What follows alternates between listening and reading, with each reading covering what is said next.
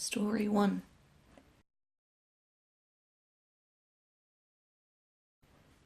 It was just another average summer morning for me. As usual, my alarm sounded at 6:30, just enough time for me to have breakfast, get ready for work, and head to the station, where I always caught the 7:45 train. As I arrived at the station, I couldn't help but feel off.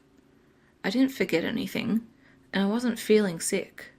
Something just seemed different.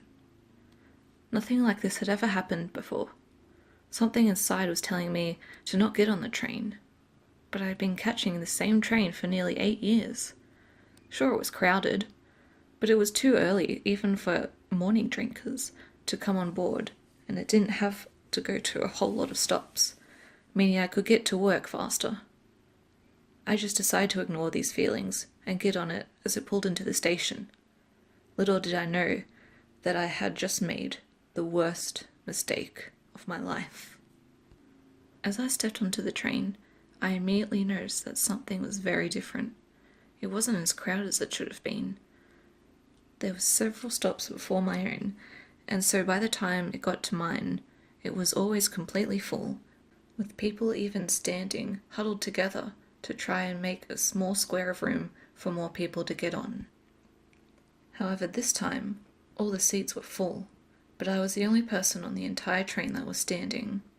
I ignored it and leant against the small leaning pillow off to the side, but the strange feeling I had wasn't going away.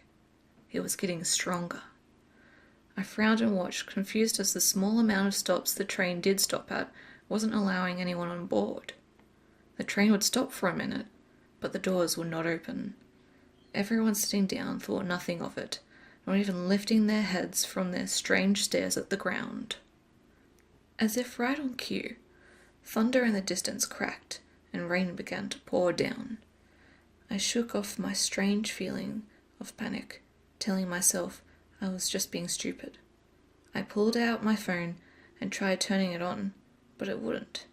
Strange. I could have sworn I charged it completely last night. I tried again. Nothing. Suddenly, the train came to a violent halt. I looked up at the still closed doors, but we weren't at a station. We were between my station and the one before it. I looked up at the ceiling quickly as the power turned out completely. The lights and sound system, everything, was turned off. The train shook slightly as the thunder grew closer.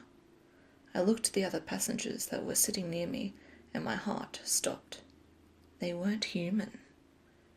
They all stared at me with completely black eyes. I froze. They didn't stand up, didn't speak. All they did was stare at me with soulless eyes. A black pit that held the darkest secrets. Finally, as I felt my body come back to me, I ran down the stairs and began crying as the people sitting downstairs also stared at me with those same black eyes. What was this hell? I ran up to the next carriage. No matter where I ran, the black eyes would follow me. I slammed on the door, threw my phone against it, tried everything I could to break it down and escape, but nothing was working. I turned around and screamed. The black eyes were crowding me. Every single person was lining up one behind the other, trying to get to me. And at the sound of a loud crack, my heart stopped.